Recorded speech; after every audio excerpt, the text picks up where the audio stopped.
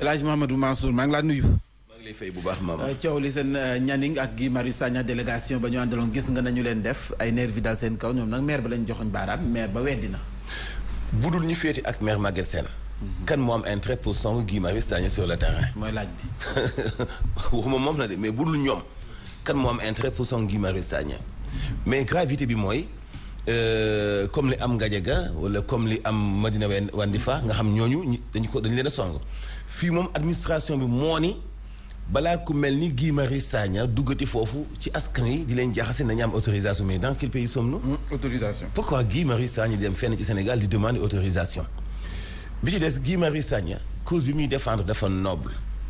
et gis nga histoire bu la nettalee nga am gàcce la nga doxaloon moo ñaaw Guy Marius Sagna dundagul li Alioune Tine dund ci buntu assemblée nationale bi ñuy waaj a voté loi car bloquant bu Karim Wade bu Abdoulaye Wade li booyu PDS defoon Alioune Tine moo gën a ñaaw ana mu tey coow loolu moo dem ba ñu daanu gis nga nguur bi daanu dañuy violent mais nit xel mënta nangu benn jeune Guy Marius Sagna bu demee xool sur le terrain xoolam ak kàddoom lan la mën a changer ci décision boo xam ne jël nañu ko foofu kon pourquoi ñu koy song lan moo tax ñu koy song duñ ko bàyyi mu dem constater les choses après ñibbisiwaat et cause bi muy défendre ma ni képp kuy patriote képp kuy sénégalais nga sérieux ci li ngay doxal waxuma nga ne politicien de wala ngay dem ak demi mesure wala ngay bàyyiwaat xel ginnaaw bi ci loo mën a am intérêt boo mën a am dama ni képp kuy sénégalais war nga dox ni Guy Marius Sagna di doxee muy boo gisee lu jaaduwul nga dénoncé ko parce que réew mi li fi jaaduwul dafa bëri mënoo nekk maire ak gox bu mu mën di doon ngay doxale ni mu la neexee mënoo nekk chef d'entreprise ngay doxale ni mu la neexee di dogal sa bopp salaire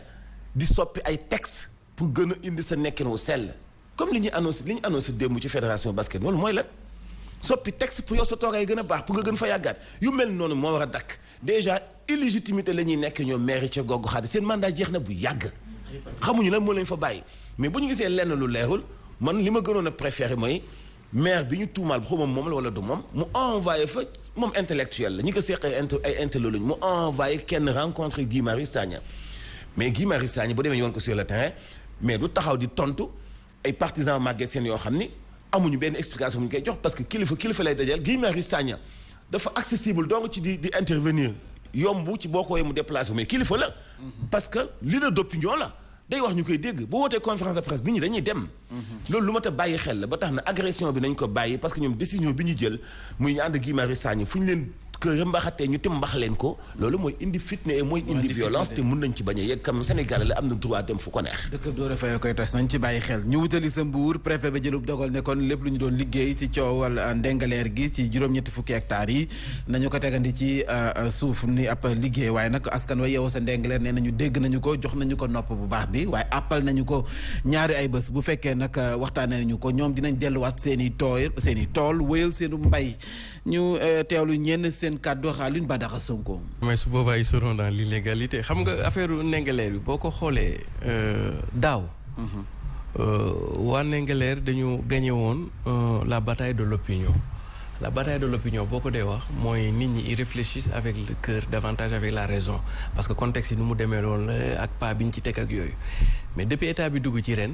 nekkatuñu dans la bataille de l'opinion on est dans la bataille du droit te suñu nekkee dans la bataille du droit on ne réfléchit plus avec le cœur on réfléchit avec la rationalité avec la raison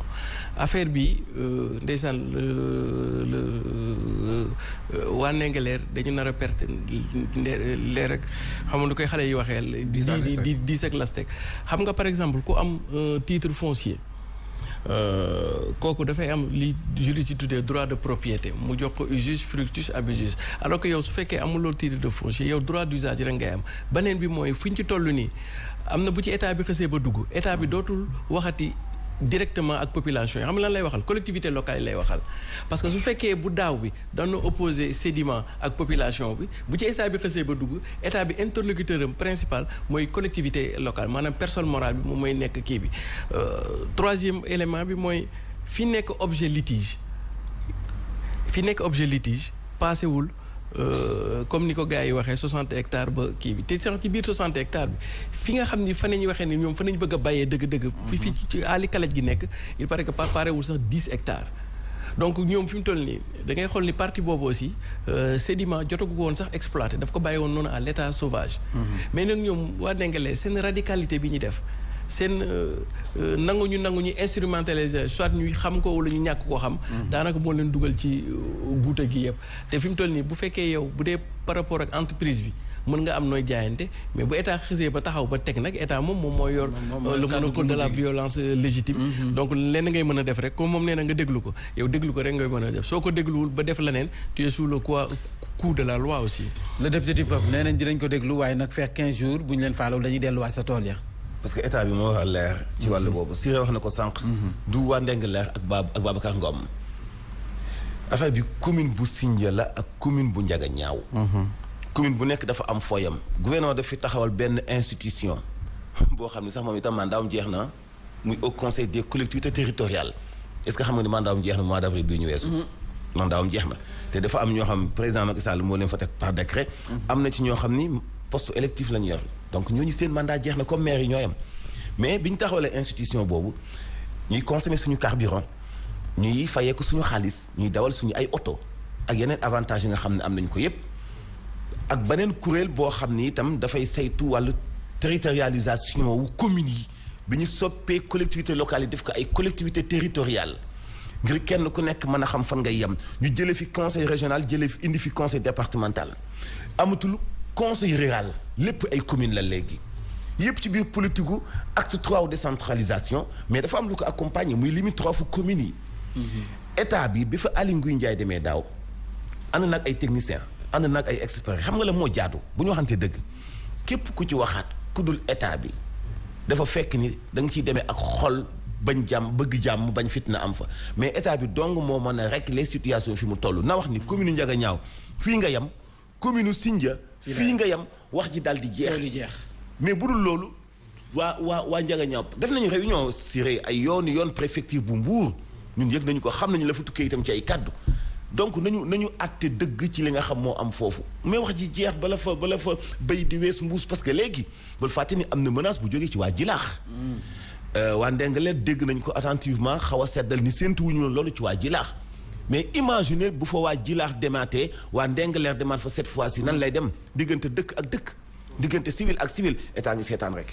état ngi seetaan ñu wutali sa Kayaar foofee nag baykat yi di producteur maraîcher yi ñoom ci boppam ñoo amal ak toogaanu ñaxtu la ñu ñaxtu du lenn lu dul dañoo dégg ne kon dañu jox benn société privée ab licence ngir mu exploiter zircon ba loolee la ñu wax ne bés bu ñu ko fa sampee seen mbéyum dër mi dana yàqu ñu ànd seex Makodou Fall mooy seen kàddu kon su fekkee